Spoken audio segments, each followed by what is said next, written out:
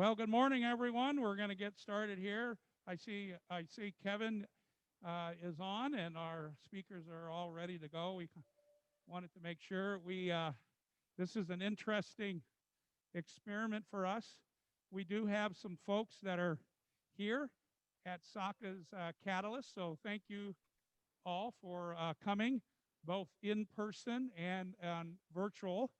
We got one heck of a program today. We're going to start really just with a few introductions. In order to do that, I want to introduce the SAAA president, Wendy Roundtree.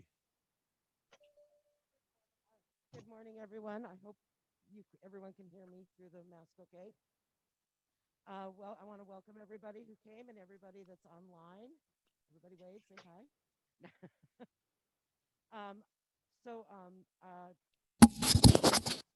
Our speakers today are going to be Kevin Bonine, the Director of Education and Outreach from the Biosphere 2, University of Arizona.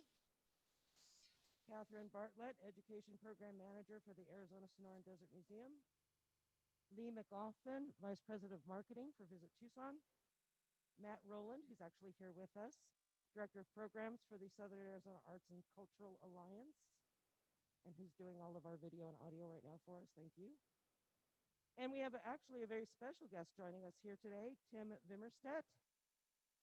He's the former marketing director from the Arizona-Sonora Desert Museum and a past president of the SAAA. So I want to thank everybody for coming to the meeting this morning, and I'm going to turn it back to Tom to introduce the program. Thank you, Wendy. Appreciate that. Good morning again. Welcome to our first in-person and virtual meeting. I know we all would rather be meeting in person, so I'm going to take my mask off so you can hear me a little bit better. And I think we have Wendy's 12 feet apart, so we're safe, right, Wendy? We are still admitting a few folks here, so bear with us as we start hearing the clicking as we have people enter into the meeting. So our first order of business is to introduce our program. Obviously, during the COVID-19 pandemic, a lot of us have had to be very creative in how we're keeping our attractions in front of the public. And many of the attractions are creating virtual programming. They have a product that they would like to share with everyone, even during the pandemic. There was a gentleman that helped really organize a lot of us very early on, and Visit Tucson and the SAAA joined forces to help this gentleman. So he's going to be our first speaker. So bear with us. We're going to go ahead and just do a brief introduction of all the speakers, and then we'll have Kevin come up. Kevin, if you have anything to share, Matt, you're going to make sure everybody can share their screen, correct? Okay, so our tech is shaking his head. So I've had the pleasure of knowing Kevin from the Biosphere. He is certainly part of the management and leadership team of the Biosphere. He's also been on the board of trustees for the Arizona-Sonora Desert Museum, and I believe he is their current chair, but Kevin, you can correct me if you're now chair emeritus. But Kevin works at the U of A, as I mentioned, Biosphere 2, and is a science faculty member in the Department of Ecology and Evolutionary Biology, and in the School of Natural Resources and the Environment, as I mentioned, at the University of Arizona. Try to put that all on one business card. Thank you, Kevin, for participating. Our second speaker is the Education Program Manager, Catherine Bartlett, and she is at the Arizona-Sonora Desert Museum, and she's primarily responsible for the development and implementation of the Desert Museum's school, outreach, youth, camp, and family programs. So she's got a nice story to tell about their virtual programming. Our third speaker is Lee McLaughlin, who is the Vice President of Marketing for Visit Tucson. He's beginning his 7th year. Remember him when he started at Visit Tucson as a graphic artist. and his creativity is just really a special place to have him as part of our destination marketing organization.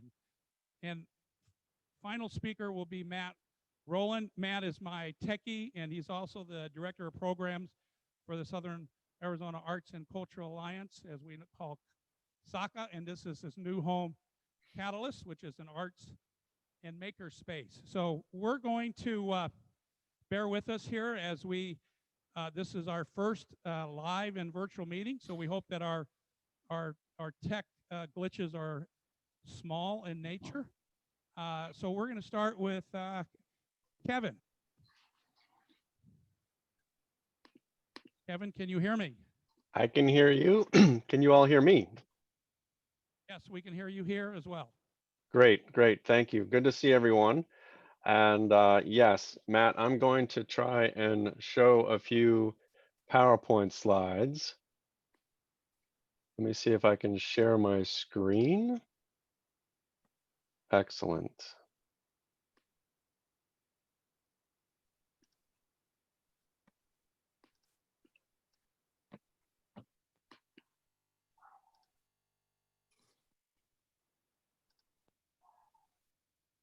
All right, is that showing up as one slide, or are you guys seeing the presenter view? We're seeing presenter view, Kevin.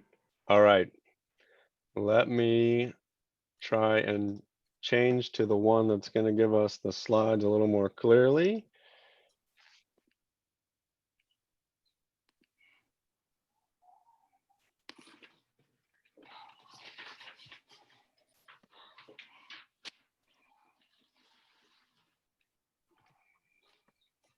I get confused once my screen number goes from 1 to 2.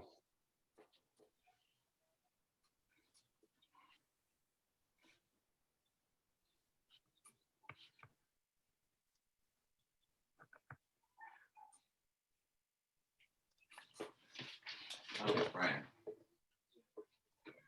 Hold on.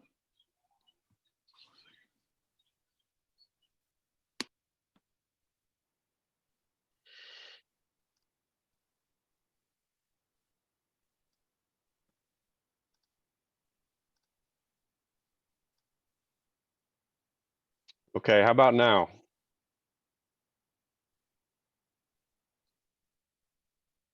Did I get it right? Do you have a slide? That looks good. Okay, thank you. So thank you, Tom, for the introduction, and thanks everyone for being here this morning.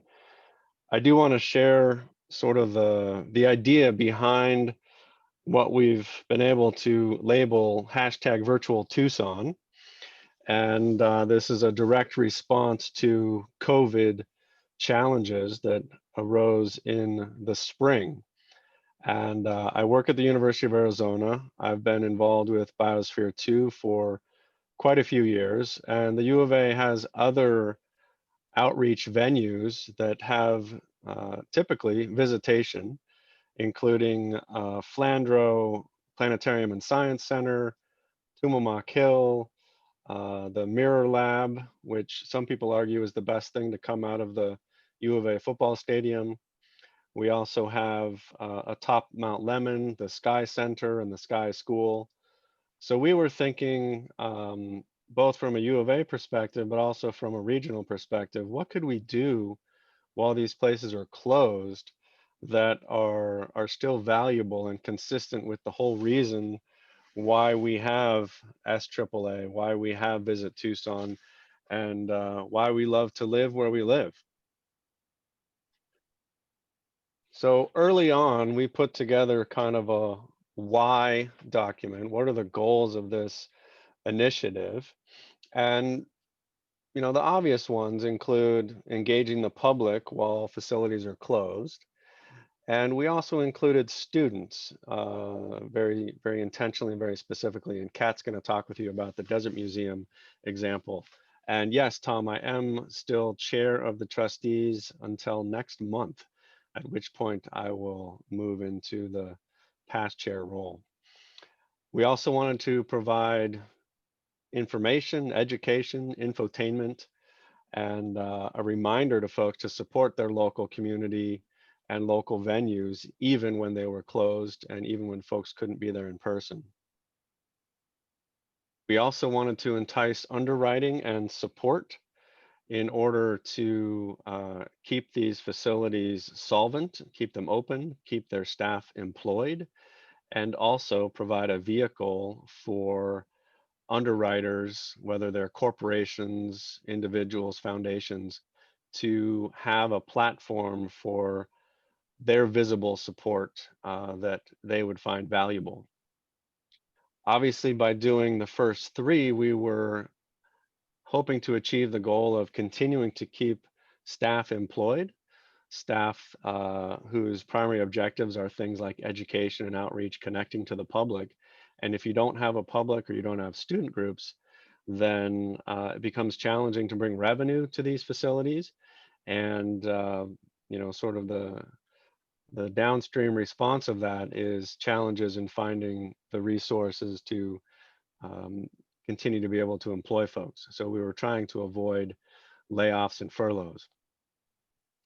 In addition to the underwriting support, we were hoping that this kind of virtual digital programming would induce the paying customer, the public, to provide some measure of financial support.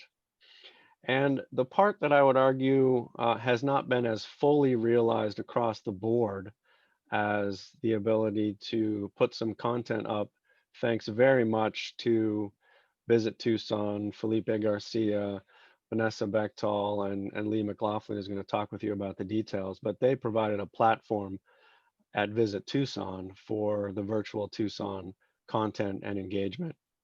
But what we also thought about was, how do we take these deliverables that these venues have developed, whether they're some sort of video about the place or video about the cute residents, if you're talking about a place like the zoo or you're talking about the Desert Museum.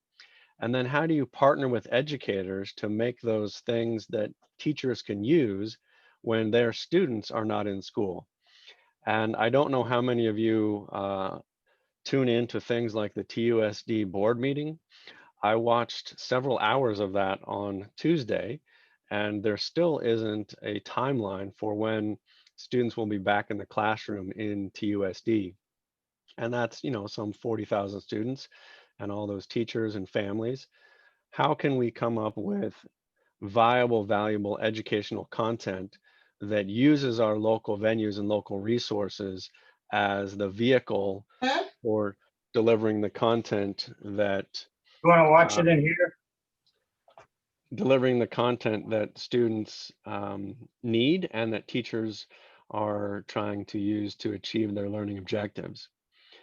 And then maybe the last one was trying to figure out how we help one venue and its social media and reach connect to other venues, right? So this becomes a way that we work together to lift all boats and share audiences and hopefully grow audiences in the region and outside of Tucson as well.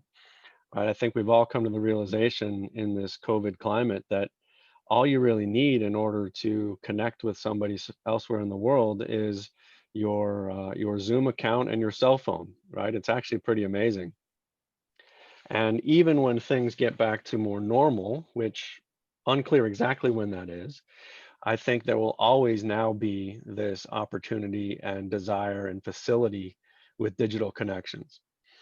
So at the bottom of this first slide, you see this foundational concept of economic development, right? And I think that is something that runs through all of our minds and is what we're basically all about as a regional collaborative.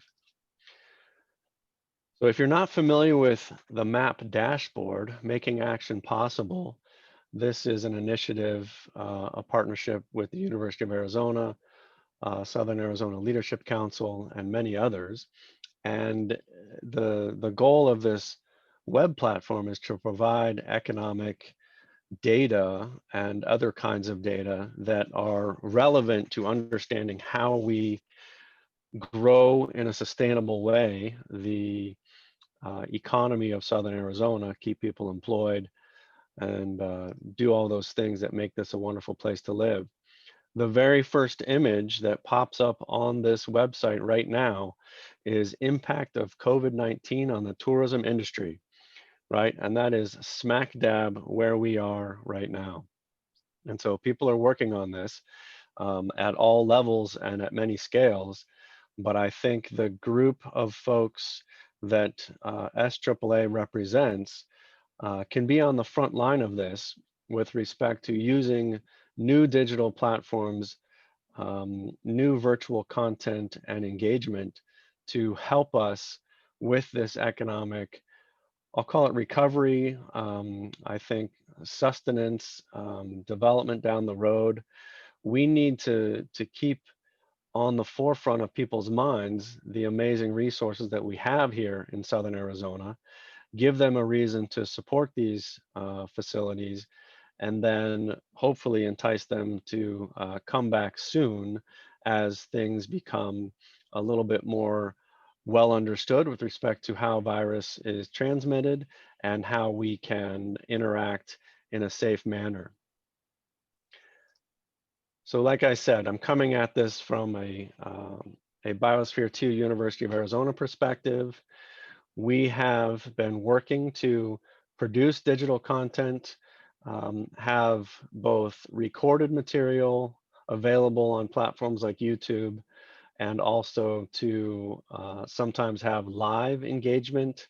We get a lot of interest from schools around the world, and we'll provide interactive conversations with students in various places.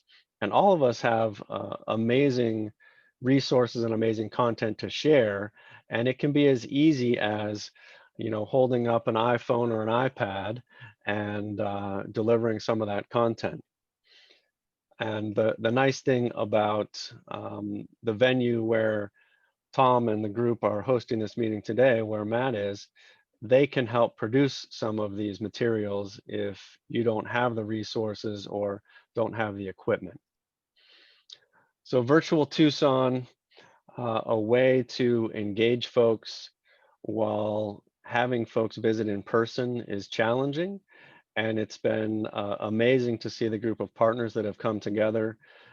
Kat and the team at the Desert Museum have done a fabulous job, as have other venues, the zoo, other partners that have gotten on board.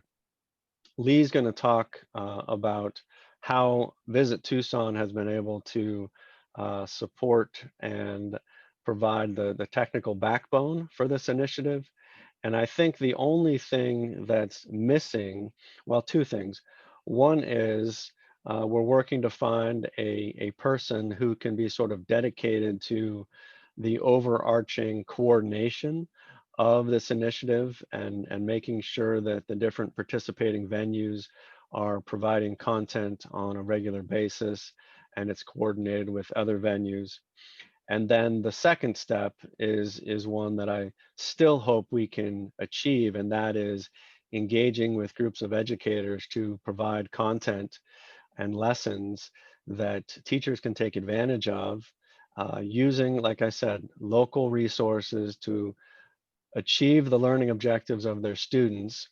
The Arizona Science Teacher Association has agreed to host these lessons on their website as resources for educators, and we need to just connect with the educators with the appropriate incentives so that we can have some lessons developed around these video and digital content components that all these participating venues are creating and sharing.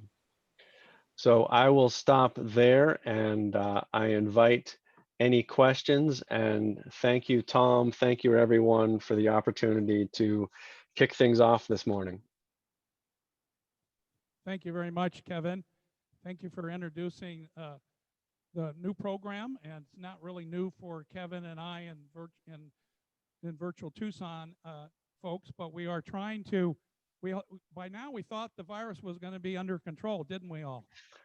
and obviously it's not. And so we're continue to do our part to help you all create virtual programming so you can keep your name in front of everybody. So our next speaker is actually from the Desert Museum that obviously has had a very strong educational department throughout the years. They missed their docent program where actually when you go to Desert Museum, that was one of the unique opportunities to see the animals and learn about them up close and personal. With COVID-19, they've had to go to the virtual side. And Catherine, are you there? I am, yes. Thank you, Tom. We can hear you. All right. Thank you for having me. Thank you for the introduction, Tom. And that's a great segue from Kevin's great presentation of, I'm going to lift the curtain a little bit and show you some of what we've been doing at the Desert Museum and a little behind the scenes of what it takes to run virtual education. So let me go through what Kevin just went through on sharing screens with double monitors. Let's see.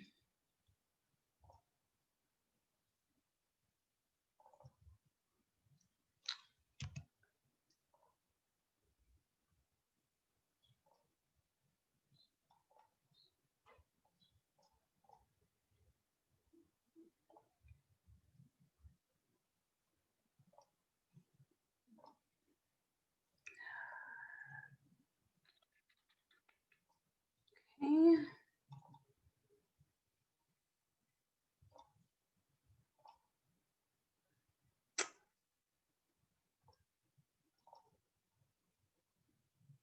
Did I get it? Yep, looks good. Oh, good. After half a year of virtual programming, I really hoped that I'd be able to share a PowerPoint. So thank you, everybody. I am in charge of all youth programming at the Desert Museum, which includes outreach, camps, special projects. Pre-COVID, we were doing outreach and field trips. We had about just over 15,000 participants in all of our on-site and outreach programs. So when we go into the schools or the schools come to us or into our classrooms, that's the average for 1 year. And then field trips to the museum, we have about 27,000 school kids a year visit us. Obviously, that has changed drastically. However, even with all the challenges that COVID has faced, one spot that's a little bit bright is that our virtual participants from March to September, excluding the school groups that we started in September, we're almost at 13,000 for half a year. So our reach definitely has increased, but the work is pretty tough. So when this all happened in March, we decided to get online and get online quickly. We've dabbled in virtual teaching a little bit over the past year or so, but nothing like we were forced to do in March. And we really took stock of the interest, talents, and time of our education specialists and educators and put together some programming that we thought could be really dynamic. It's STEAM, so we focus on science, technology, engineering, art, and music. So we do have musical programs, we have movement programs, we have animal yoga and science programs. Next to that, you can see a map. This is only through the end of June. So we have been able to get to 23 countries within that time. And from March to June, all of our programming was free. So we put it onto our website, they sign up, they get the Zoom link, and we were doing our free programs or by donation. Our donations came up to a couple $1,000s, which is really nice and supportive. But more importantly, we thought that it was not the right time to be asking for payment from anybody, as you know, the world shifted so quickly. Also, we used that time to get good at this.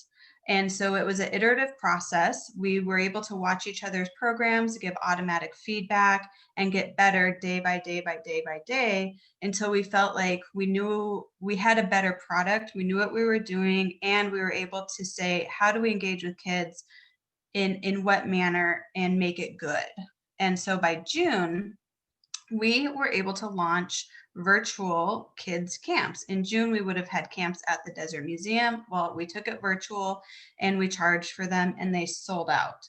So over 3 weeks, we had over 70 households. We had 100 campers. And the really nice part is that 25% of them were from outside of Tucson. That's an opportunity that these kids wouldn't have necessarily had because we're so focused on the kids that are in Tucson that can come out to us daily. But a virtual camp, we had kids all over the United States. We shipped or they picked up kits to go along with it, and they were active. So we had the mineral kits, we had biodiversity bingo, we had scientific drawing lessons, and all of our programs, you learn a little bit, but then we tried to tie it into getting into their backyard or going outside, making these observations, making drawings, doing a little experiment, and then they come back the next day and talk about it. So we're trying to make the leap from not just being in front of the screen, but then doing something after that. It was a really successful experiment. We're dabbling with thinking about fall break, winter break, spring break. I'm not sure how much more Zoom time kids will need. So it really depends on some data that we are hopefully going to get back to think about. We're also able to launch some adult programming in this time. So we had Sonia and Jesus, they were doing their cooking shows or learning about ethnobotany. I was able to launch Sips with Scientists. So I invite scientists to come have happy hour with me, and I love it. And we've been able to have programs from scientists outside of the United States. So yeah, like Kevin said, you just need your cell phone and a connection, and have been really fun. By July, we have started charging for our programs while maintaining our free as well. So it's really important to us to always have some free stuff up for parents and teachers and all, but then our paid programming are targeted. So it would be a classroom or a home group or a school group with their teacher and their exclusive time. All of our programs also include extra materials or PDFs. This one was based on upcycling. We have color and learn sheets.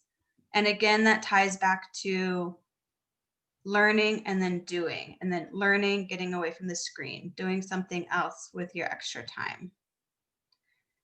Tying it back to #virtual Tucson, you can see some of our happy campers. And these are really fun to see the result, because as a teacher, sometimes we're in webinar mode, or even if you're in meeting mode, you don't necessarily see the students. It's incredibly difficult to teach like that, but it is nice to see some stuff come in on the back end of appreciation or interaction. Another thing we're able to do in the virtual world is have some partnerships and have some programs. So with Reed Park Zoo, one of our free programming was meerkats versus prairie dogs. They just had those meerkat babies, and we have our prairie dogs, and we were able to show live animals from both institutions team up, and it was a really great effort. We had hundreds of people tune in for that one. And then the Akron Zoo as well, we were able to do a program side by side with their educators. About 20 to 25% of our free classes are in Spanish. 4 of the 17 people that we have doing these programs are fluent in Spanish. And so now teachers on our website can request that their program be in English or Spanish for the first time. That's not something that we had been doing a year ago even. And this is just an example of how much time and thought and work goes into making one slide. Our educators drew this, translated it, and then automatically animated it too.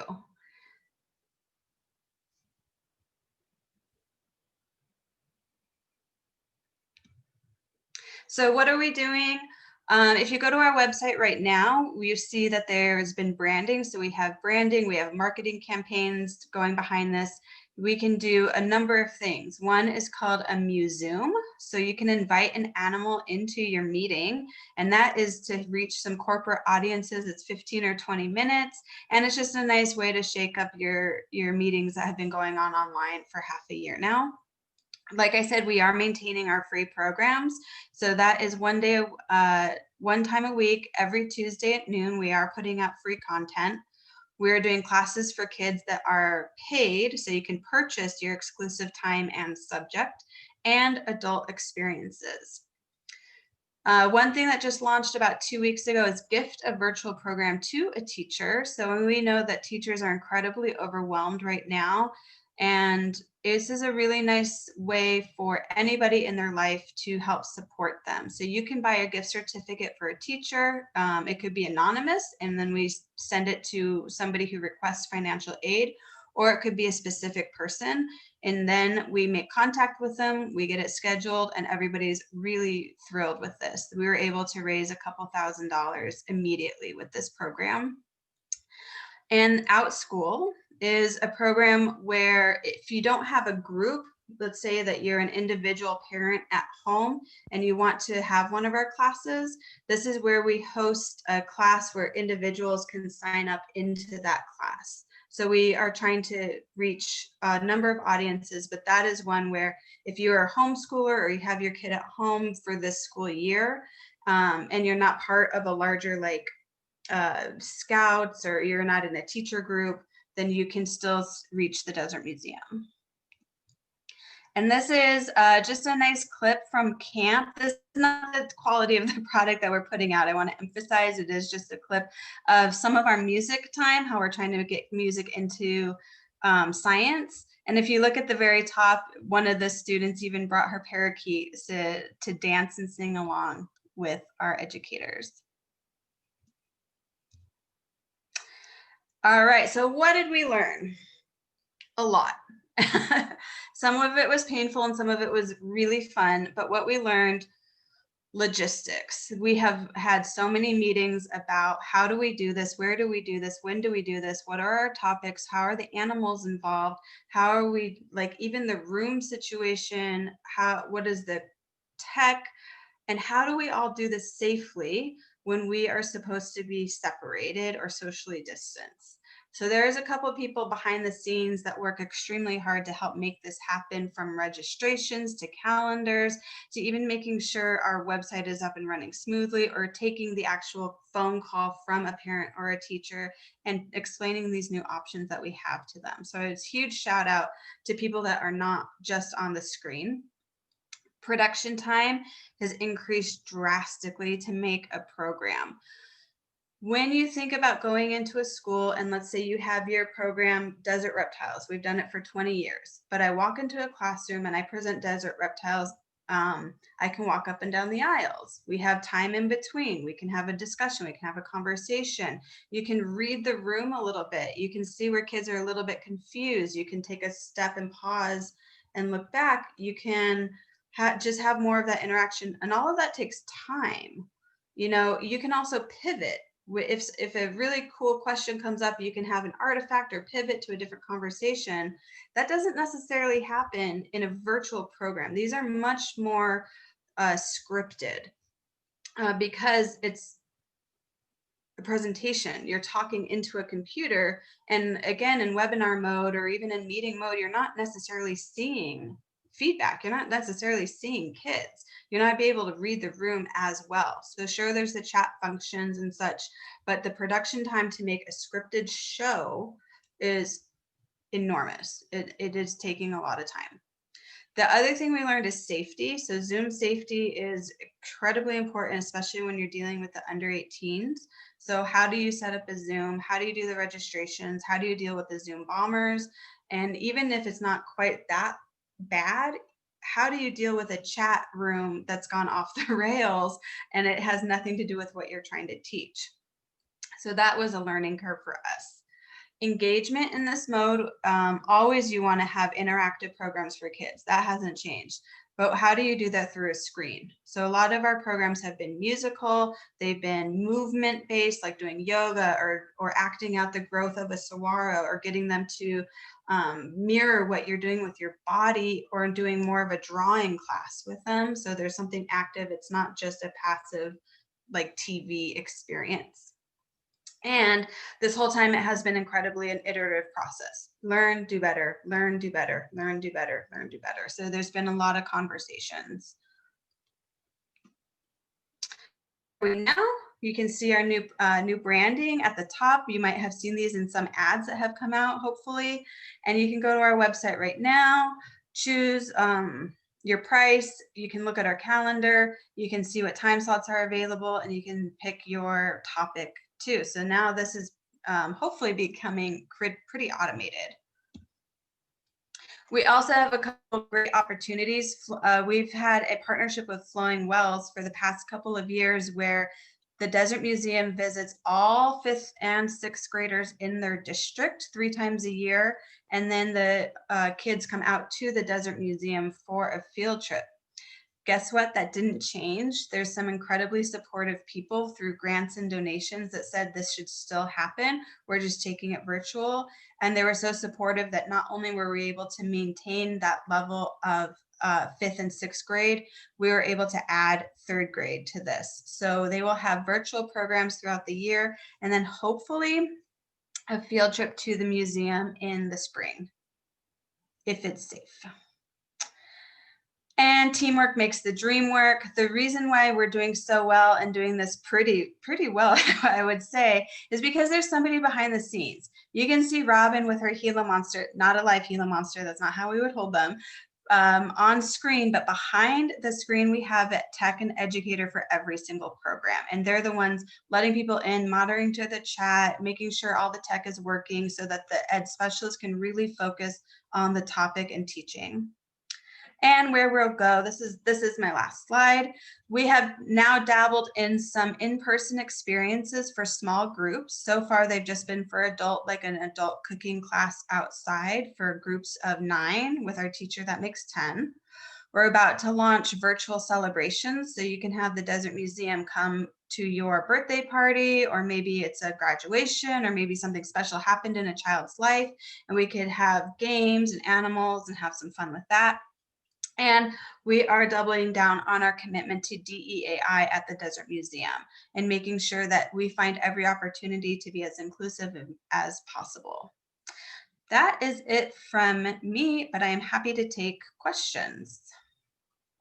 Thank you, Catherine. So what we're going to do with the questions is if you can use the chat room, and that'll give you an opportunity to ask your questions.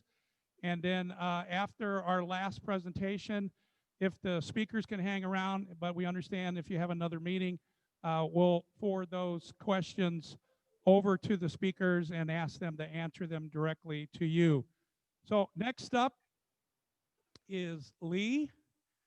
So Lee, that was quite a program put on by the Desert Museum. So one of the things that Lee and all the resources of Visit Tucson are doing is give us an opportunity to share all this programming with the world. Obviously, the DMO probably has the most amount of social media contacts, and quite frankly, they're promoting Tucson every day, and they just love the opportunity to promote the attractions that are located here in Southern Arizona. So thank you, Catherine. Wonderful presentation. Great opportunity for all the attractions. Don't worry. There is a part 2 to this workshop, not today, but shortly we will announce what part 2 is going to be all about, and primarily is going to be how can you put this together with limited resources. So we'll be bringing a few experts in to the meeting room, probably here at SAAA again, but SAAA also has an opportunity, and they'll be sharing some of those opportunities that they can help you put together your own virtual programming. So Lee, go ahead and take it away.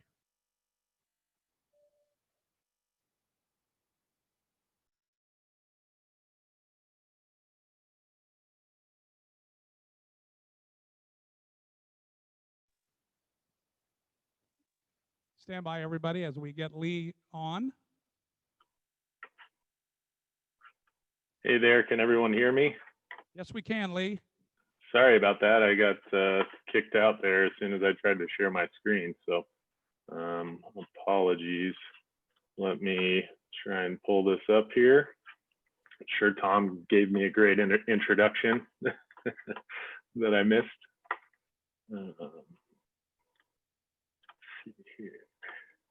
I didn't talk about your beard though. I figured we probably will ask that in the chat room. Yep, it's quarantine has added a little bit of mass to it, I think, but you know, doing what we can here. So, can everyone see my screen there? Yes. Okay, great. Well, thanks for having me. First of all, I probably know most of you who are on the call or there in the audience, but my name is Lee McLaughlin. I'm the Vice President of Marketing for Visit Tucson. As Tom mentioned, I've been with Visit Tucson for just starting my 7th year now. And I'm a native Tucsonan and love promoting everything we have here that makes us a great travel destination, and that includes all of your awesome attractions. Love partnering with SAAA, working on projects like this, and seeing great stuff that comes out of it, like what was just shared by Kevin and Catherine there. It's really awesome stuff. So what I'm going to do is kind of bring it up to a bit of a higher level, broader conversation about this virtual experience, virtual Tucson initiative that we've been partnering on. I think obviously what we look at specifically on the marketing side with Visit Tucson is how many visitors are we bringing to our website, but then we've also really made some moves in the past 3 years since we brought our social media in-house to increase social media engagements. And this has a really perfect tie-in there. Kevin mentioned the website platform that we've worked out, and I'll talk about that a little bit too. But a lot of this discussion is going to be focused on social media and what we're seeing there, some best practices and some ways to leverage content that you might already have, and then some things to consider if you're creating new content. So we'll dive in here. I think one of the most important things that we talk about really with any type of content or marketing is knowing your audience and understanding them. We've all heard this before, and it's definitely kind of the classic marketing phrase that you would see on a PowerPoint slide. So probably nothing new for all of you here, but I think it's really important to mention, and especially right now and in the context of this conversation. We can create content just for the sake of creating content, but if we aren't thinking about the audience and what they are looking for and what they might get out of that content, then it really doesn't do much good. A lot of you are probably familiar with the concept of design thinking. Tom mentioned my background as a designer, and I love this concept and this framework for coming up with ideas. And really the core of design thinking and that process is having empathy and understanding for your end user. Understanding why they're engaging with the content that you're creating and what they're looking for. And right now, well, in general, but especially right now, I think we've seen through the research and on social media specifically, people are really looking for 3 different types of content specifically related to businesses, and I would say specifically relating to attractions, or this is something for all of you to consider. And those 3 categories kind of break down into inspirational or distracting content.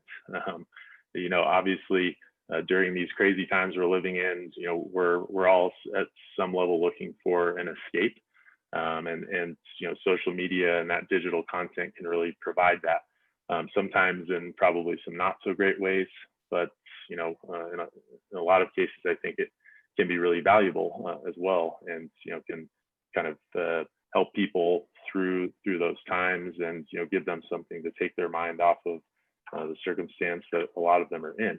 So very important to mention that. Then a lot of people are looking for that more educational or functional content, and we kind of talked about that or touched on that in those first 2 examples. I'm approaching this from the angle a little bit less of like classroom education and more, people looking for that adult education or information that can kind of enrich their lives, meets a very specific need, and it can kind of create or mimic that classroom setting, but really people looking to kind of learn from something. We've seen those cooking classes become really popular. We recently did some webinars with Don Guerra from Barrio Bread. I think he did a great job there. We've also seen that this type of content can be really shareable for people. So I think that's important to mention when we look at any type of social media content is it going to be shared and engaged with? And then the other type of content that I think is really important to mention is this updates and news type content. That's typically very short form and might be something as simple as updates to business hours or new programs, displays. It's not always super shareable or engaging, but really important from a functional standpoint. One second here. So yes, when we're looking at the content that's going out, we're looking at these are kind of some of the specific categories that people are looking for. But then as we really as the pandemic kind of hit us all right in the face, and we habits and the type of content that people were looking for really changed out there, and we had to adapt to that. This other form of content came into view, and that was virtual experiences. I think there were plenty of people that maybe were already working on this type of stuff.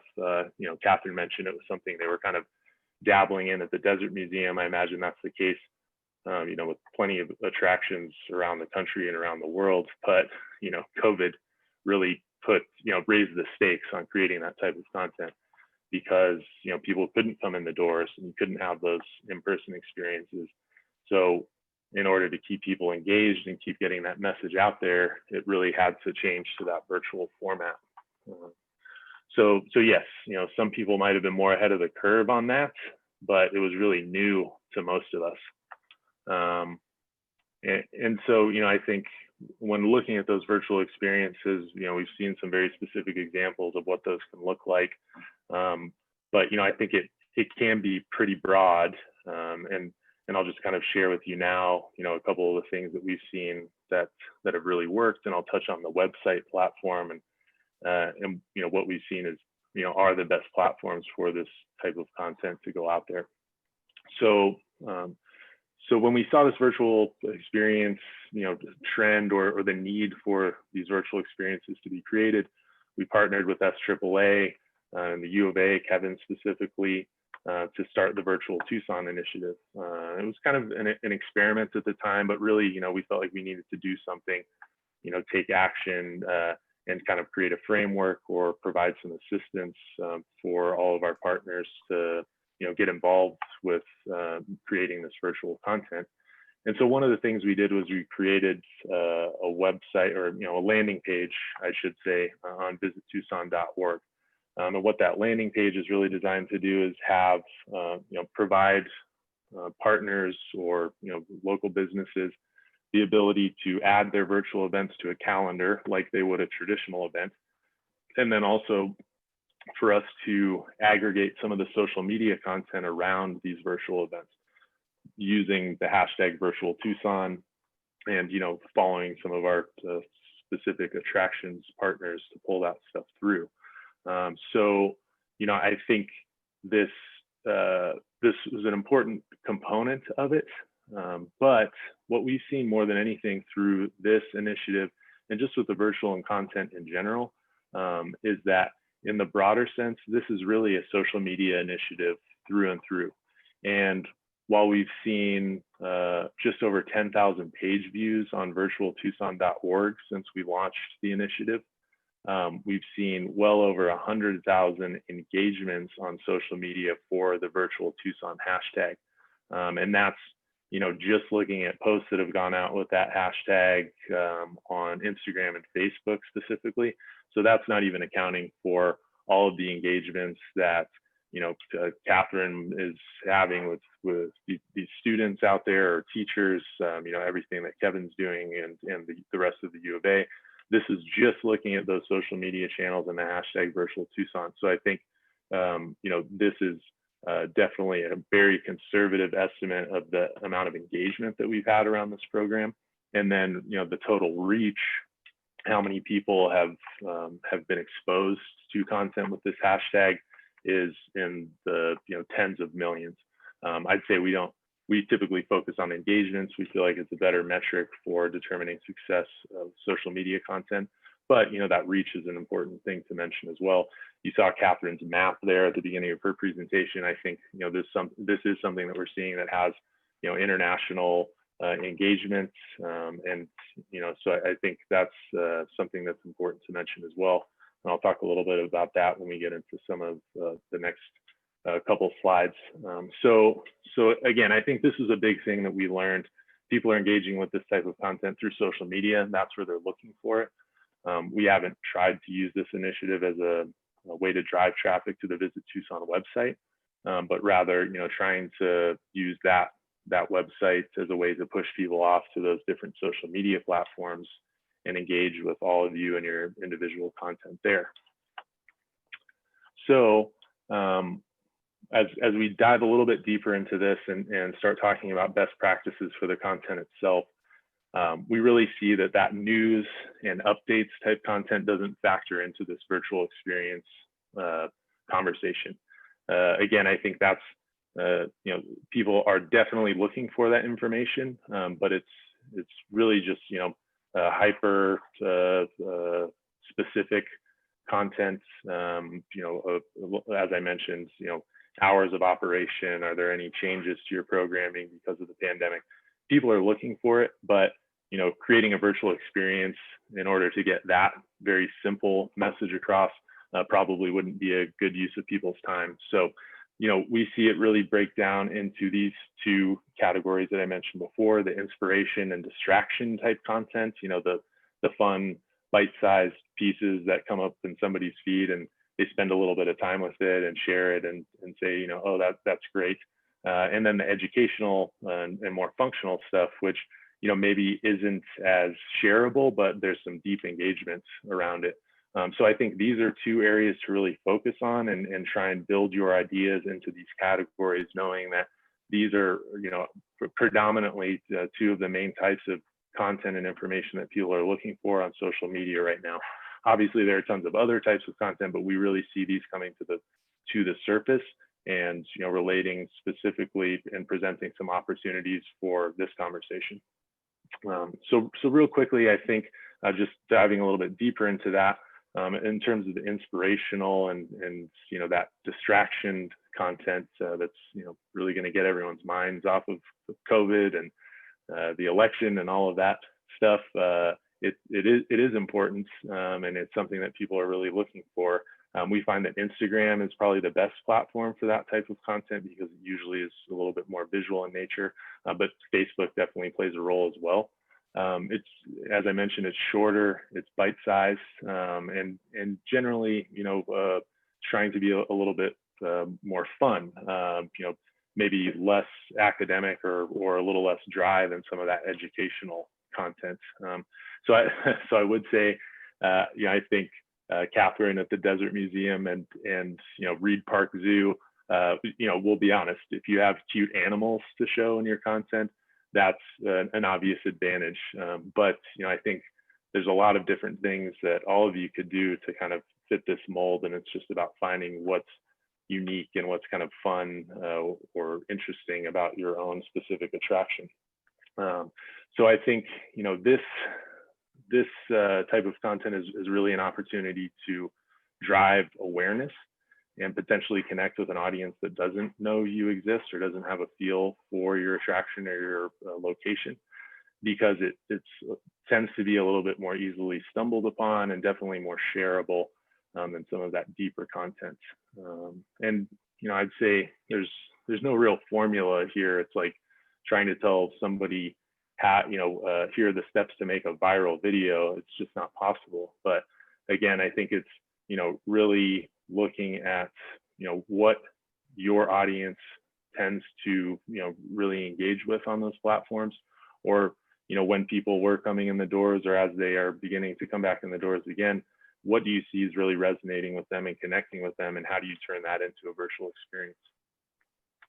Then moving to the educational and the more functional content, we definitely see Facebook, YouTube, and other streaming sites / apps really work best for this, because it's longer form and content. You want that engagement. I think it definitely, has to be video, and if it can be interactive in any way, then I think that's always a plus and something people are looking for. And I think when looking at that, that's where Facebook Live specifically, or YouTube Live can be great platforms, because there is some potential for engagement. But even beyond that, a platform like Zoom or GoToMeeting, and there's even some free streaming platforms out there, I think are a great way to create that virtual component. And this type of content, as I mentioned, it creates deeper engagement, and I think it's a really great way to build loyalty and an affinity among an existing audience that you have. So if you have existing members and you're looking for some way to incentivize them to continue their membership, or potentially try and get them to buy into another specific program, going back to the cooking classes, or the bread baking classes, the music classes that Catherine mentioned. I think if there's anyone on your staff or on your team that has some very unique knowledge or credentials, and you can put them in front of a Zoom screen and have them do just a conversation with people to kind of explain some of the history or some of the unique things that are going on at your attraction. I think that's something that can actually really connect with people who are already familiar and they want that deeper knowledge and deeper engagement. We really see that that's something people are looking for now. So even when the number of engagements overall might be smaller than what we see with that more ephemeral, kind of entertaining content, this provides longer term engagement and is really more likely to keep people engaged with you, going forward beyond just one bite-sized piece of content. So with that, I'll kind of wrap it up here. There are plenty of really great examples of this content that are out on social right now. And if you want to take a look at the virtualtucson.org site, you can see some of that. I didn't want to present specific examples of posts that we felt like were successful or unsuccessful, but I think a lot of you know who you are, who are working on this type of content, and you can kind of see what's been successful and what hasn't. But I think that's what's important to mention, and Catherine touched on it quite a bit. This is a process that needs to be iterative, and sometimes it involves some content that might fail or not work so well, but then you take it and learn from that and do something that's can improve upon it. And I'd also say with that, as you keep creating content, we encourage everyone to keep creating. It can be frustrating at times, especially with small staffs and small budgets, but keep at it. It's really important, and I think especially now, people are looking for it more and more, so it can really increase the visibility for your attraction and for your business and for Tucson as a destination.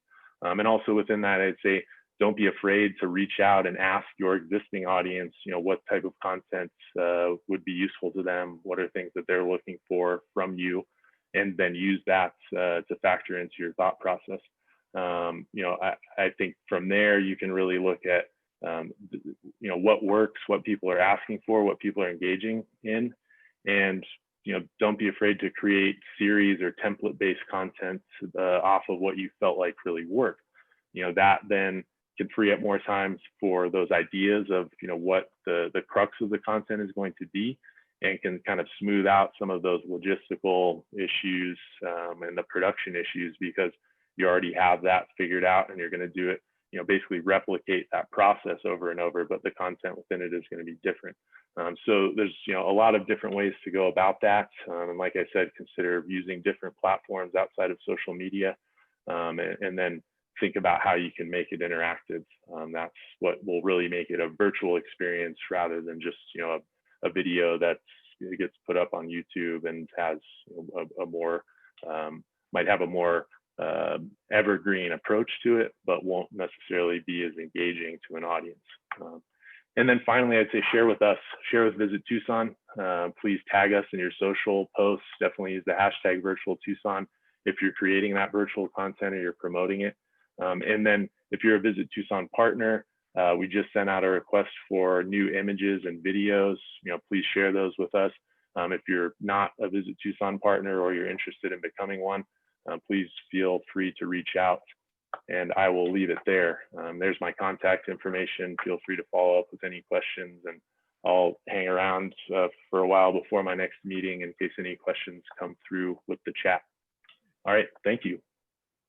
Thank you, Lee. Wonderful presentation. So we're going to just take a brief moment to answer a few of the questions that have come into the chat room. So if you've got a question you would like to ask, please enter it in the chat room right now. There have been a few questions, right, Matt, that have come forward, and he's going to go ahead and see if you can. Let's see here. We're checking it out together. So while Matt's doing that, this is being recorded. So we'll send it out to all of the participants. It will also have all the slides that will be part of the presentation.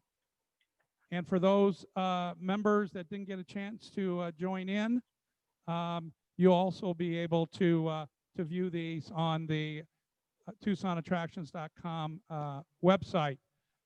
Let me, let's see. These are, let's see, more. Do you see any questions there, Matt? Or are there more just comments?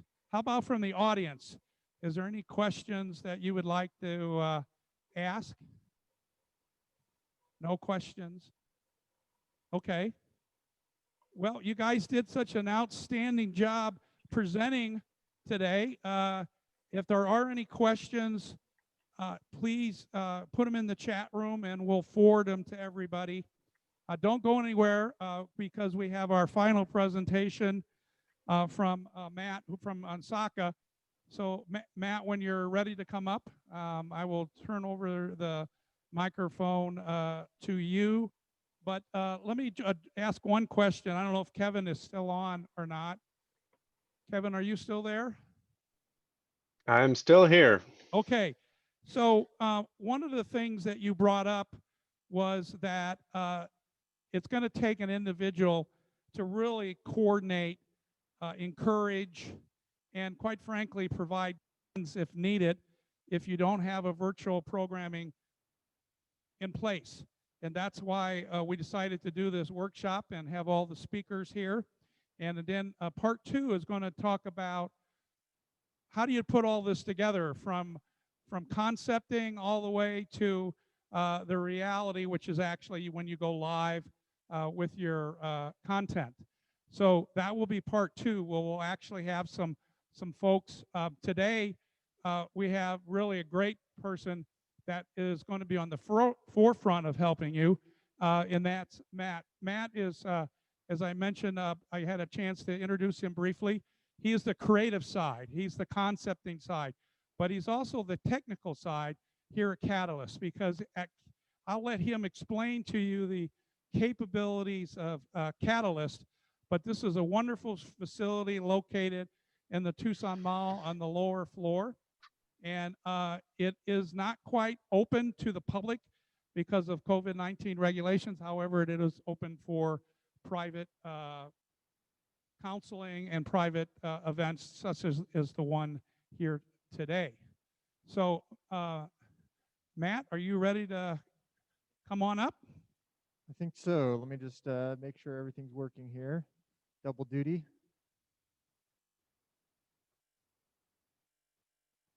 Okay.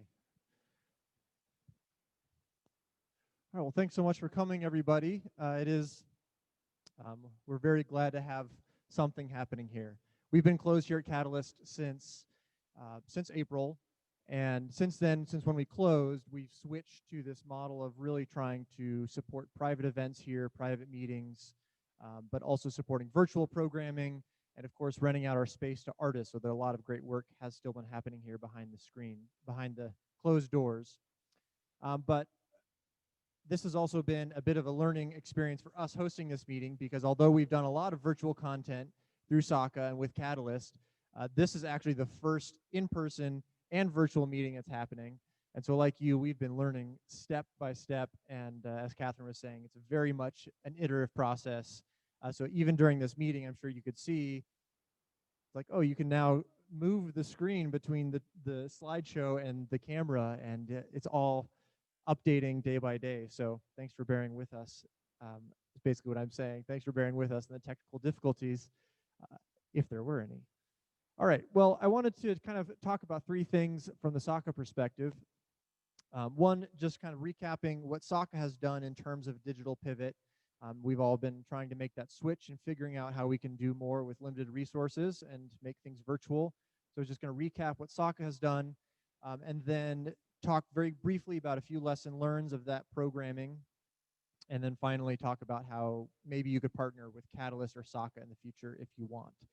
So in terms of our digital pivot, we have the very first month of COVID, when we shut down, we still had a fair amount of programming staff, so we put that staff time into creating digital content. And so first we launched what we called Undercover Arts Live. It was a pre-recorded segment. We wanted to do it live, but we decided this is actually way too complicated. So we just switched, we did it pre-recorded, figured out how to do that, and then pushed it live. And so that was the first production. We did a 10-part interview series with artists, because that is our kind of our demographic. So let's stay engaged with artists and highlight what they're doing. We had in-person concert series, and we turned that into virtual concert series. So we recorded half of those here at Catalyst, videos, nice audio, and half of them they recorded themselves. So that was kind of a learning experience, one step closer. We also decided to put out some learning resources. We were hearing from a lot of our community, we don't even know where to start. What's the landscape? And so we created 2 web pages with tutorials and just some starter tips for how do you even, how do I get oriented in this new world? And so those are still on our webpage. And so those 2 resources, the learning resources and then the digital calendar, which was a space where anyone could come and submit the digital content they're creating. Those together have been seen about 5,000 times on our webpage. And so they've definitely been a resource these first couple months. And now we're kind of looking to the future. And we have done a few streaming classes here as well. We offered to some of our partners here at Catalyst the opportunity to come and stream a class or a workshop from Catalyst.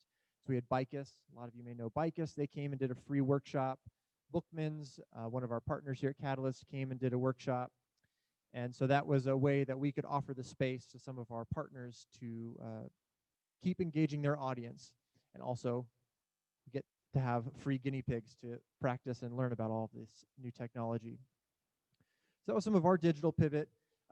In terms of lessons learned, I think one of the big things is this idea of having a plan, and the other speakers have spoken to that a lot, but just the idea of let's do something with intention and do it multiple times, because you're going to learn so much the first 3 to 5 times, and it's going to get better and easier with each time you do it. So whether your plan is, I'm going to do 5 live streams that are 1 minute each, and you're just literally going Facebook Live with your phone at your venue, do that at least 5 times, and do it with regularity so people can start to expect it.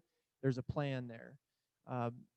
Your plan could also be, so when we launch Undercover Arts Live, think about the marketing of it. What is the story you're telling with that production?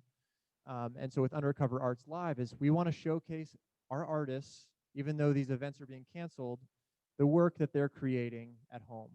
And that was part of our mission. It was part of the branding and the marketing. And so that was the story we told with the graphics. We created Facebook events for each one, did an email blast and said it's coming out every Wednesday at 6 p.m. So it's just that extra little work of having the plan from both the production side, but then also the marketing side. So that'd be one tip I'd have. I'm probably preaching to the choir here because everyone's doing all the jobs right now. Promote and archive. Definitely be sure that you are promoting things in advance. There is content overload right now. We're getting to a slightly new period, but the first 3 months of the pandemic, everyone was online and everyone was learning how to create digital content. And so there was content overload and it was important. We all had to do it.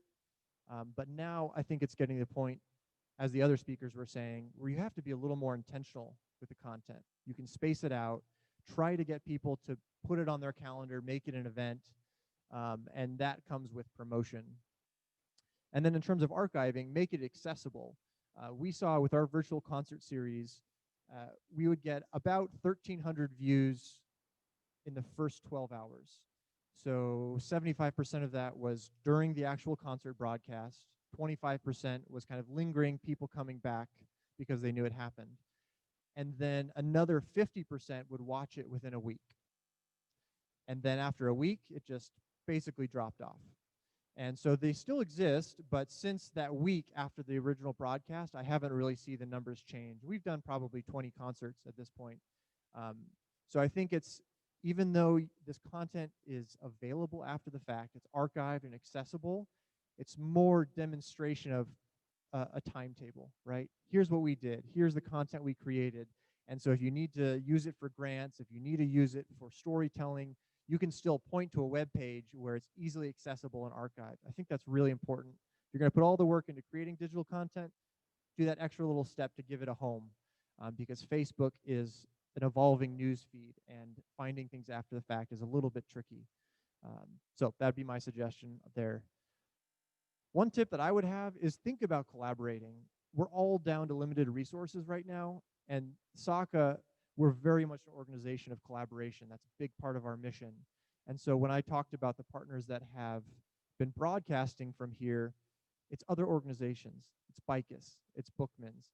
It's the organizations that we want to stay engaged with and also tap into a new audience. So this is sort of one of the best things I think you can be doing now, especially with limited resources, is just think creatively about how can I partner with other groups, artists, other alliance members to do some cross-platform promotion. For example, Ballet Tucson, they've had their whole season canceled. And so I've been talking with their new engagement director because they want to do some pop-up performances. And they're not going to have venues and able to do their full season, but they want to keep their dancers engaged. And so they're looking for venues to go out and do pop-up performances.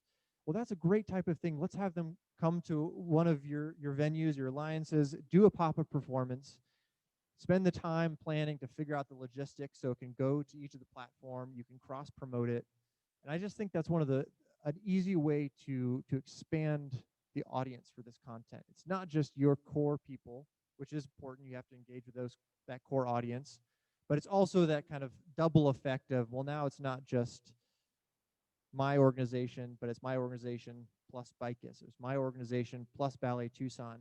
And you can do it with each other too. So that would be one challenge, is go to one another's venue, do a little pop-up live. You can just say, hey, I'm here at such and such organization, and I want to learn about this today. And that way you're kind of staying connected, supporting other alliance members, and keeping that networking going. And then finally, live versus recorded. I think that this has also been talked about a little bit. There's a lot of work involved in production and planning. And so there's something to be said for just going live and having it being spontaneous. But with that said, even live content, if you want it to be quality and to want it to endure, you have to invest in the thought of what you're talking about and what your goal is in going live. And so I think that there is a lot of benefit in just pre-recording all of our concerts, except for 2. We've done pre-recorded. You get audio control, you get video control. And now with premieres, so I'm sure you all have seen premieres at this point. Premieres, as far as I've researched and the people I've talked to, premieres get the same benefits of actually going live. So on Facebook, if you upload a video and say, I want to publish this as a premiere, it triggers all of the algorithms of Facebook to say this is actually a live video. And the differences are that live videos sidestep the newsfeed distribution requirements. So as a lot of you know, newsfeed distribution requirements, you generally have to pay if you want to be seen by people that don't follow you. The difference is with live videos. And so that's why going live is important, but pre-recorded can also be live if you do it as a premiere. So that's kind of going towards the nuts and bolts elements that will be the topic of, I know, the next meeting, but I just wanted to touch on that. Think about the benefits of being live versus being recorded. There's definitely pluses and minuses on each, and I'm happy to speak with anyone, share my thoughts on the pluses and minuses, having done both now at this point. So just think about that. You don't have to do one or the other, and I think there is definitely, in terms of reach, benefits for both. So finally, thinking about SAAA in this space, so we're at Catalyst right now. You're all participating in the very first Zoom virtual in-person extravaganza from Catalyst. So thank you. And we can do live streaming meetings here like this. We can also live stream performances. We can live stream workshops or classes. So with that photo in the middle right there, you can see that's the Bicus stream. They did a wind chime workshop. So we had a close-up camera. We had clip-on mics for both of them, one straight on camera, and then we handled the logistics of it publishing. We went to their Facebook page. They have 2 pages, and our Facebook page. So that's something we can do here in-house if any of you are interested in that service. It is production space as well. This photo here on the right is another organization, and they wanted to come and do just a talk. And so there's not a lot happening in Catalyst right now. So if we have the time, we have the space, and we'd love to, that would help us create a little bit of revenue, and we would give everyone a discount as an Alliance member. So they just need a nice backdrop for a space for a talk. And as Kevin just mentioned in the chat, I think also think about other spots too. If you need a beautiful outdoor spot, reach out to another Alliance member. This is the best spots in Tucson are all part of the Alliance. So think about, well, maybe I want a backdrop for a shoot, and reach out to one of your partners at the Alliance. And but Catalyst can also be that space. And then finally, I also wanted to mention one thing that we've started doing as well, which is creating digital twins of spaces. And this really makes me feel like I'm in a sci-fi movie. But we have several galleries that we manage in other places with Cox Communications and a few wealth management firms. And because all those workers were working from home, we wanted to allow their employees to engage with the art while at home. So we researched and found some software to create these digital gallery spaces. And there's a software called Matterport, which I'll just show you very briefly. So I'm going to leave the camera, because this is something you can do with an iPhone, and it's pretty cheap.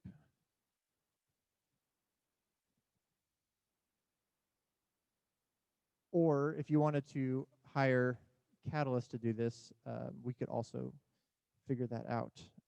Let me share this screen. So this is a software called Matterport, and normally it requires a 3D camera, but they just launched the app, kind of accelerated by the pandemic, for the iPhone. So I created this whole tour with my iPhone. Let me see. Let's see. I'll just refresh it so you get the whole experience. This is a gallery up in Phoenix. I had to take about 80 photos with my iPhone, and then you can customize the layout. So the purpose for us is a business gallery. So we've created tags, and this is an employee exhibition that we did. So while everyone was working from home, they shared a photo of a space that was meaningful to them, and then we had those printed. And so each employee, you can see kind of where they work. They work all over the country, and then the photo. And then it's just a tourable space. So if this is something you're interested in creating, it's mostly used by real estate companies, but we've found it useful for galleries as well. That's something that we could do. Or I could just give you some pointers to do as well. It's called Matterport. And with that, Tom, I'll turn it back over to Tom, and I'm happy to answer any questions. So Matt, can you go ahead and just turn everybody on, or everybody go ahead and switch your cameras on and your audio on, and kind of raise your hand a little bit before you speak. And if there's any questions, overall questions to Matt, or any other questions, please, you can go ahead and just jump in. We're going to try this. I think there's probably over 20 people that are on here, so there could be chaos, but what the hell? It's a morning, and we're all having a good time, and wish you were here, because everybody that's here gets to go home with a Cinnabon. They're over here smelling it right now. So sorry we don't have whatever that smellathon programs. I'm sure that's coming, where you can actually smell what's going on. But we have cinnamon rolls here for everyone to take home, take back to your office or home or wherever you're going after this meeting. And also I wanted to point out that on your table is a raffle ticket. You don't have to buy it. It's courtesy of me. I'm part of the Rotary Club of Tucson, along with Michelle over here from Casino del Sol. This is our big fundraiser for the year. Unfortunately, we're not going to have the car show this year, but we are raffling off a Corvette. I believe it is a convertible. I know that. And you could either if you win, you could either take home the Corvette or $15,000. So everybody here, as well as everybody that's online, I'm going to register you on behalf of the SAAA. And if you win, hallelujah, you just have to give me a ride in your Corvette to McDonald's or somewhere where people hang out these days. Any questions? Matt, you got everybody? Can you bring everybody up? All right. Are there any questions for Kevin or Catherine or Lee or myself, whoever's on? Lee had to go back to work. So Kevin, good to see you. Catherine, thank you very much for the presentation and hanging in. Linda, we see your picture. Do you have a question? You can go ahead. No, I thought we were supposed to show ourselves. Sorry. Yeah, you can show yourself. We can see you. There's a lot more people, Matt. I don't know whether you have to shrink it down or what you have to do in order to get everybody on there. Oh, okay. Everybody turn your camera on if you like, if you want to be seen. If not, don't worry about it. Anybody like to ask a question? Just go ahead and turn your sound back on and go ahead and shoot with a question. I'll ask a question. First, a comment. Linda, I love your background. Wherever that is, I'd like to go there. That's beautiful. It's Positano. I'm sure next year we could all go. Excellent, excellent. Because after what, 105 days of 100 degrees, I'm ready for a change. A question for Matt about the Matterport tool. Is that fairly self-explanatory? Can anybody who knows how to use their cell phone camera basically put that together? Because that looks like a fabulous tool and a nice way to do sort of a virtual tour of a space, whether it's a gallery or an outdoor facility or a research facility. It's fairly user-friendly. I've definitely had a couple. It took me, for that gallery that I showed you, is about 4 hours of photography at the gallery. So it was 85 spots on the tour. And then each spot that you take, if you want the fully immersive part, you have to do 3 photos in each cardinal direction. So each stop is 12 photos. And then you think about how many stops you need to make the space stitch together. So it is tedious. I won't say that it's easy, but if you have the time, it took me about 4 hours to take the photo for 2 hallways and a lobby, and then probably 5 hours to tag everything. So I would say for someone that's a little bit techie or just likes technology, it's definitely on the medium side in terms of skill level. And I haven't done, so my goal is to do one for Catalyst, which will be a much larger tour. And so I'll report back in terms of space. I think it is going to be quite a time commitment to do a space that large. But yes, so far, I mean, I would say if you have an iPhone and have someone that likes programming or likes websites or is just can figure things out, it's on the medium side of skill level. Thank you, Matt. Very cool. Yes, I agree with you, Kevin. It is a very cool programming. You see a lot of this kind of 3D graphics on these home improvement shows. And I always wondered how the heck they do it. And of course, it's a program. And it's a wonderful opportunity to really showcase your attraction in a completely different way. Or it doesn't have to be the whole attraction. It can just be, you know, a portion of the attraction that you want to feature. Well, again, to all of our participants, especially our folks that took the time out to do your presentation. I know it took a lot of work getting ready for it. So Catherine and Kevin and Lee and Matt, thank you very much. We have a couple, a few moments that we want to talk about some upcoming activities that the SAAA is being part of, and remind you that part 2 will be coming. And Catherine, just a quick little note that if there's a highly technical person that has been working with you, we certainly want to invite you to come back if you like with this technical person in our next workshop, part 2. So thanks again. All right, so just a couple of brief moments of your time, because we wanted to talk about our upcoming Tucson Ambassador Showcase. This is an annual event. It's a live event done certainly under strict COVID-19. We do have a layout that, Matt, if you can bring that layout up. We worked with the location, which is going to be Tonachul. They built a wonderful open air plaza and garden pavilion that will obviously, the atmosphere will refresh constantly. And we put together a layout for both the trade show following CDC guidelines and obviously some local jurisdiction guidelines as well. And so we put together a socially distanced opportunity for the attractions to tell their story to frontline employees. The CTA program, Certified Tourism Ambassador program, has over 140 folks that have taken the class. Now it's time to get to reality.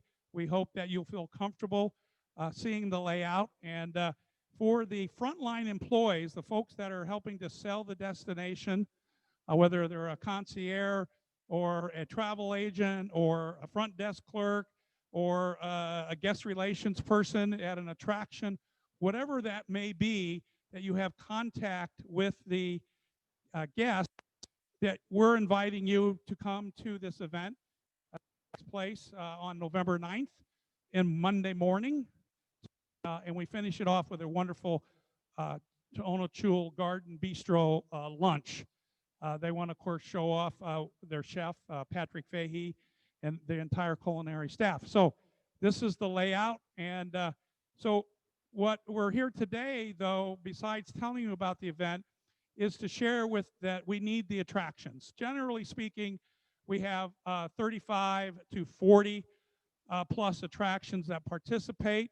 We're hoping to get close to that this year. There are a variety of programming. Matt, can you pull up that order sheet? On your tables here in Catalyst is an order sheet. So take it with you. We hope to have you participate. There are multiple levels of participation.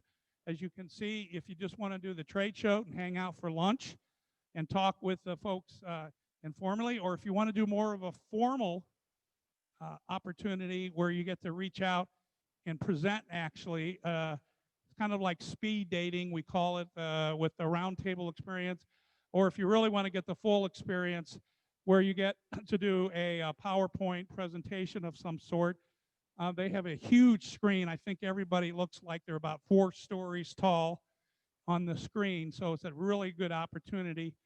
And for the attractions that are listening, we certainly encourage you to participate in the in-live portion. That's really the best way to interact with the, typically we call them the hospitality ambassadors, and we're hoping to have 30 to 50 of these folks that come and go throughout the morning. There also will be virtual tours that will be taking place during the event, where we will do virtually the presentations. So you not only, as an attraction, reach the folks that are in person, you also get an opportunity to actually be live in a virtual environment as well as taped. So that will just extend the reach of the participating attractions. So for those that are here in the meeting and take this particular form and talk to your folks about coming to November 9th to our showcase as well. This particular form is available on our website, TucsonAttractions.com, or when I get back, I'll make sure it's there. But we've also sent out a couple of newsletters where this form is available. You can also order online, register online rather, at that URL. So we'll send all of this stuff to all the attractions again this afternoon. So don't worry about it if you can't find it right away. Okay, so we're nearing the very end, and Diane Frisch, are you still on? Can you, Matt, can you see if Diane is, I saw her name on there.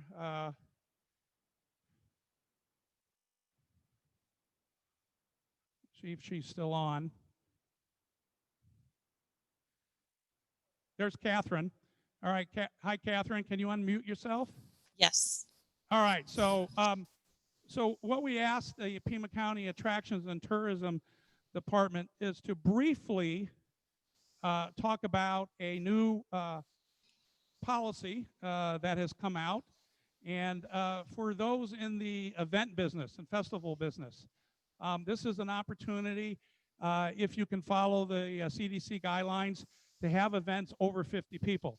Currently, right now, the public assembly is limited to under 50, but the governor actually is allowing the municipalities to, through a program, to actually go above that if all the regulations and guidelines are followed. So we're not going to spend a lot of time on this, but I just wanted Catherine to let everybody know briefly what it is and where you can find the application.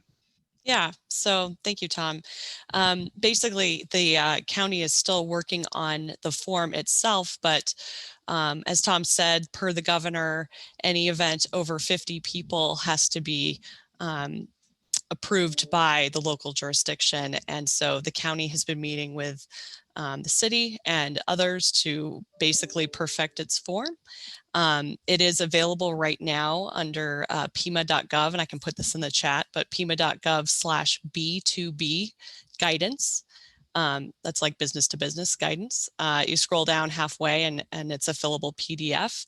Like I said, it might be changed a little bit as it's also an iterative process for us, but that's what we're using right now for event promoters to submit the information about their event.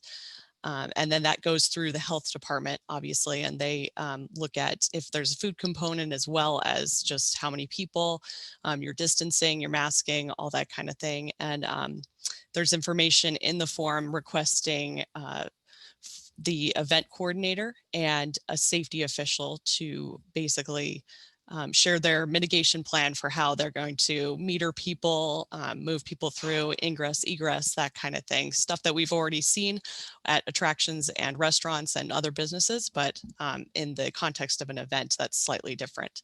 So there'll be a press release coming out, hopefully later today with more information. But if anybody's interested or wants to take a look, again, it's pima.gov/B2B guidance. And I'll put that in the chat. So Catherine, if you keep your microphone on just for a few moments in case we have any questions. I have a couple of questions and maybe a comment or two, but this is an opportunity to have an event over 50 people. So I think that's great news. It is a long form. very thorough form. If there is anybody that needs assistance with this form, is there a particular ombudsman? I love that word. You know that when you and I worked together, we performed a lot of assistance for the leased attractions, as well as anybody that really had any questions. Is there going to be, or is there an ombudsman that can help the special event coordinator that belongs to one of the Southern Arizona Attractions Alliance?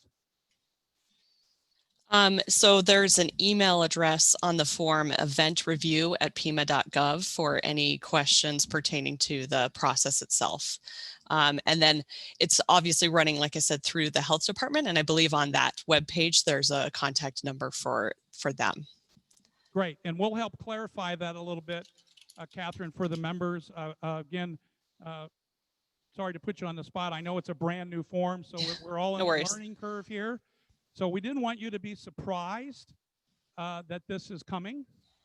Again, it is a very complete form. Those that were involved in the FEATS AZ meeting maybe a month ago, the Parks and Recs departments were part of that webinar, and they did talk about creating a safety plan for your attraction or your event. And they in particular said that if you want to see a safety plan that some other entity has put together, that it's public information, and that will be available at least through, per that seminar last month, the city and the county Parks and Recs will make their safety plans available for anybody that requests it. So again, Catherine, I'm going to go ahead and put that information on our website as well, because, you know, it's a long form, but once you really get to it, if you're a special event coordinator, chances are they're already doing all of this stuff anyway. Mm-hmm. So don't be surprised how long it is, but it is going to be thorough. And I just want to make sure, and to the SAAA members, that I'm going to go through the form myself and learn and ask questions to the health department. And I am very much willing, in my 45 years experience of putting attractions and events together, that I'm going to go ahead. President probably will fall over dead, but I'm going to go ahead and commit that I will help anybody that has any difficulty putting together a safety plan or this event coordination plan, that I'll lend myself at no charge to help you. Make sure it's thorough and it's out. And obviously our objective is to get it, help you get it approved. And we're all in difficult times right now.